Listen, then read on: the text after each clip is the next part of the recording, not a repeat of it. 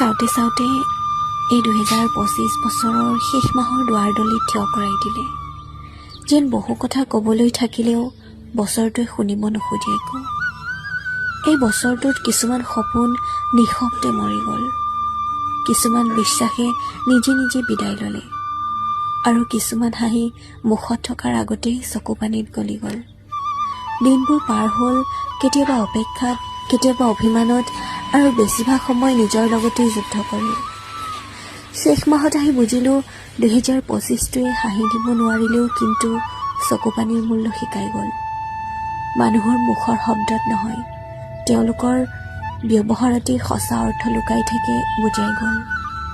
এই বছৰটোৱে সুখ দিবলৈ নহয়, বৰঞ্চ শক্তিশালী হ'বলৈ, নিঃশব্দে সহিবলৈ শিকালে, আৰু ভাঙি পৰাৰ পাছতো উঠি থিয় হ'বলৈ শিকালে। এই বছৰটোত বহুজনৰ বাবে থাকিলোঁ, কিন্তু শেষত নিজৰ বাবে নিজেই থাকিব শিকিলোঁ। এইটো হয়তো এই বছৰৰ আটাইতকৈ ডাঙৰ শিক্ষা। অভিশপ্ত বুলি গালি দিলেও এই 2025টোৱে বহু কিছুমান লৈ গ'ল, কিন্তু আগৰ তুলনাত অলপ বেছি দৃঢ় কৰি থৈ গ'ল।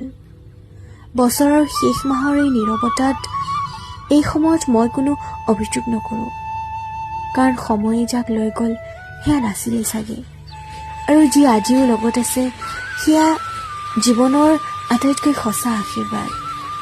2025টো শিকালে মানুহ বেছি থাকিলেও নিজৰ যুঁজখন অকলেই যুঁজিব লাগিব। হাত ধৰি থকাৰ প্ৰতিশ্ৰুতি সহজ, কিন্তু শেষৰলৈকে থকাৰ সাহস বহুতৰ নাথাকে। শেষ মাহত আহি মোৰ মনটো এতিয়া ক্লান্ত নহয়, বৰঞ্চ শান্ত। ভাঙি যোৱা সপোনবোৰক এতিয়া গালি নিদিওঁ, কাৰণ সেই ভাঙোনে বহু কিছু বুজাই থৈ গ'ল। কেৱল এটাই ভাবোঁ, যি হেৰুৱালোঁ সেয়া হয়তো প্ৰয়োজনীয় আছিল, আৰু যি ৰৈ গ'ল সেয়া হয়তো আগন্তুক দিনৰ একমাত্ৰ আশাৰ আলোক।